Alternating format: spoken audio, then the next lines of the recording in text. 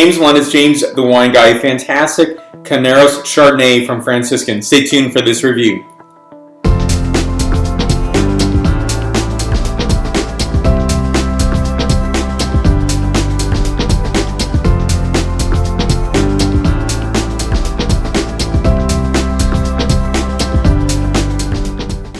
Now, this is Franciscan Estate Napa Valley Cuvée Sauvage, and that means that it is Sauvage, meaning wild yeast Chardonnay. Carneros Napa Valley Chardonnay 2013 vintage, 14.5% ABV. Back panel for your review here, and you're going to notice, there's some notes here on the wine. I'm not going to read it through. I'm just going to hold this here for a moment so you can see that. So this is case production of 4,895 cases. 14 months and 100% French oak, 94% of that is new, and so it's nice to have a wild yeast ferment. You're seeing a lot more of this happening in the marketplace. I think producers like Janet Myers, who have had, sat down, had the privilege of sitting down, having dinner, talking about wines like this, and referencing back to a Chardonnay seminar that I attended in Q4 of last year in 2015, and it was really, the discussion was that, a lot more people are doing wild yeast, and that would be really to the eyebrow arching of people at Davis, UC Davis, and because that would just seem to be such a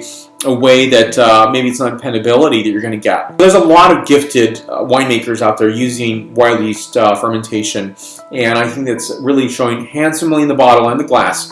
And for me, I think this is a really beautiful wine. This is a $40 price point if you're curious. I'll put more information on the producer down below. For me, this is really that elegant and eloquent Chardonnay that you don't see a lot of. You see much more of it today because I think that's the consumer demand. You'll still find a lot of that palates of oaky, buttery Chardonnay, but instead, I think you're finding a better signature in Napa Valley. So hence the higher price point, lower production, and that's a good thing. And I think a really dependable winemaker, a gifted winemaker such as Janet Myers producing a wine like this. So the point score is 93 points out of 100 points. You can also think of that in terms of my scale, which is 9.3 out of a 10.0 scale. So it's a scalable scale. So again, 93 points. It is a really handsome wine, gorgeous wine, and one that I just am a big fan of this particular Chardonnay. So, first of all, the scent characterization followed by the flavor profile. So in this wine, let me pour a little more in here. I did a little pre-tasting, and I just like to characterize fully, just with the right quantity in my wine glass to swirl around and get that aeration of this beautiful wine. So first, scent characterization followed by the flavor profile. On this, I'm getting notes of seared green apple, white tea, dried fig, and fleshy hummus pear. And next, the flavor characterization. So the notation on this is really elegant and beautiful. Not overpowering, which I don't want in a Chardonnay. So this is going to pair beautifully with the risotto, truffle risotto, roasted chicken, oysters, shrimp, crab, and so forth. It's going to go well with a lot of things as well on its own.